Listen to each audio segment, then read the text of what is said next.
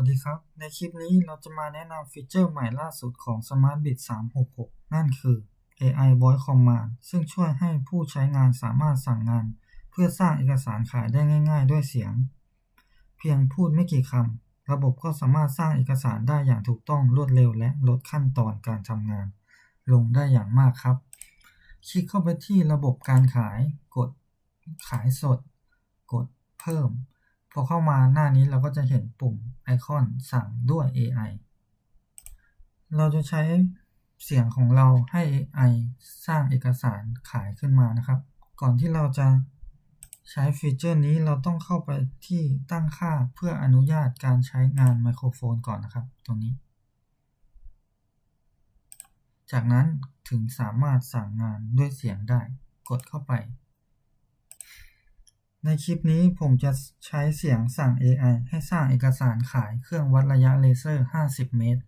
จำนวน5เครื่องให้บริษัทพระครพรการโยธาจำกัดชื่อบริษัทมันจะอ่านยากๆนิดนึงเดี๋ยวเรามาดูกันว่า AI สามารถสั่งการได้ด้วยเสียงในการออกเอกสารเดี๋ยวผมจะลบข้อความที่ผมพิมพ์ไว้นะครับแล้วก็สั่งด้วยเสียงแทนกดเปิดไมค์ขายเครื่องวัดระยะเลเซอร์50 เมตรจำนวน5เครื่องให้บริษัทพระครพรการโยธาจำกัดเรามาตรวจสอบความถูกต้องกันเป็นไปตามที่ผมพูดไว้จริงๆด้วยว่าชื่อบริษัทมันจะอ่านยากแต่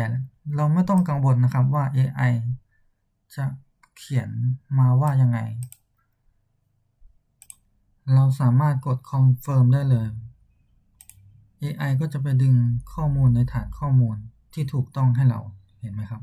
พระครพรการโยธาจำกัดวันที่เอกสารเราจะแก้เป็นวันที่2 ตุลาคม 2025 นะครับ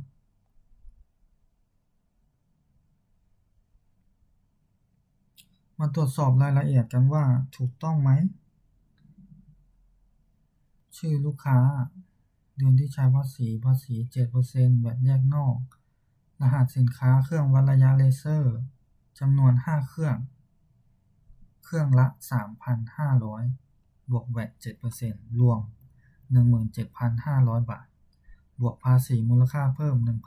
1,225 รวม 18,725 เป็นบิลเงินสด